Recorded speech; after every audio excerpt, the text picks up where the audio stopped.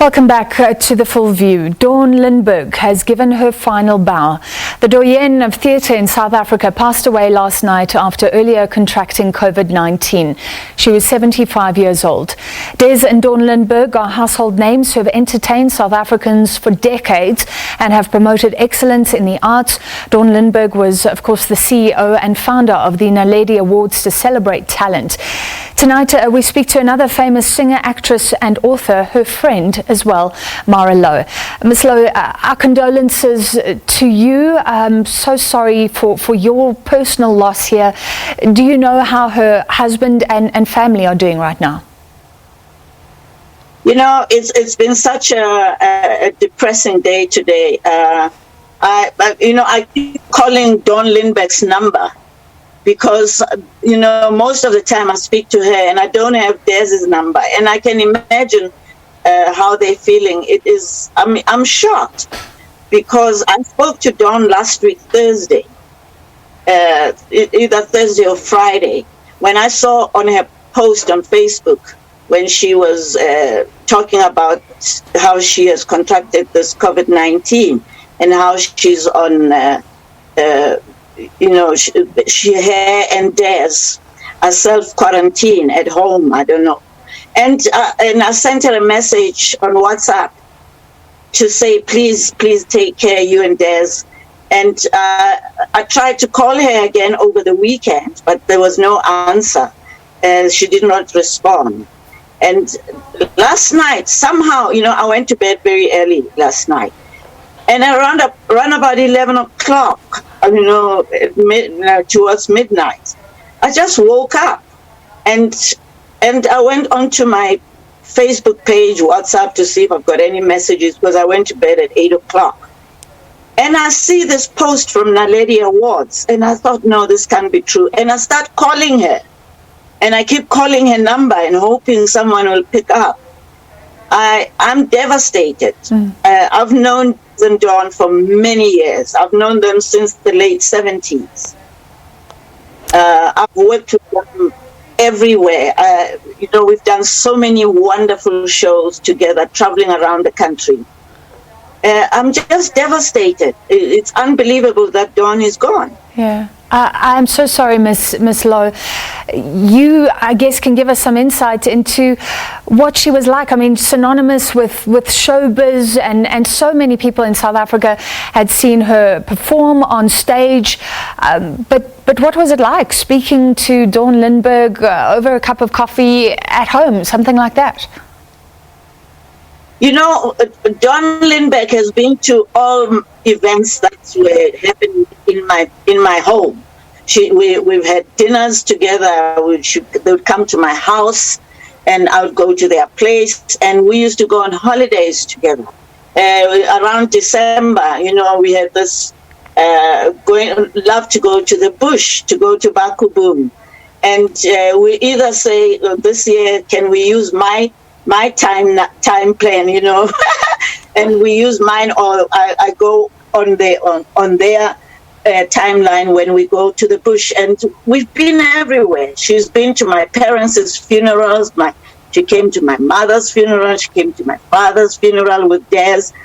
Recently, she came to my book launch, which was in 2017. But we kept communicating, and whenever there's time. Last year, I was traveling to Scotland, and I wanted them to advise me. I needed to take something that I can go and use for, and give as a gift when I get to Scotland. And I went to their house. We've got this beautiful picture together. We sat and we laughed. We always laugh. I mean, we've had, we were true friends. And for me, true friends are people where sometimes we would have debates, and sometimes we would argue, and it is normal. We would argue, but we never stopped talking to each other. The next day would say, I'm sorry, I think, I probably, took myself too seriously. That was the kind of friendship I had with Des and Dawn. When I got married, and my husband and I were Scottish, and we didn't have anywhere to stay because it was still during apartheid in 1987. They gave us a flat. They had a flat in Dunkeld West, And we stayed there. And I had problems staying in that flat because, during apartheid, that flat was just all white people. And suddenly there's this black woman with a Scotsman. And they tried to throw things and onions and tomatoes and trying to get rid of us. Sure. And she came with this, and they sorted it out. And we stayed there, but we had to go and find another place because it wasn't comfortable. And but they've been to every home I've ever owned and I've ever lived in. I can never remember when I would call Dawn and say, "Hi, Donnie." We used to call each other Donnie, and she'd say Maraki. That's how we addressed each other. Yeah. They were my best friends. You speak of them always as Des and Dawn. Often they stayed in the same breath. And was it always like that? This sense, Dawn and Des, a team. Was it like that from the beginning? It's always been like that. I mean, everybody, even now, I receive messages on my WhatsApp. And everyone says, "Oh, Marah, we're sorry for your friends, Des and Dawn." And I says, "No, it's Donnie the one. Dawn is the one that has suddenly decided to depart."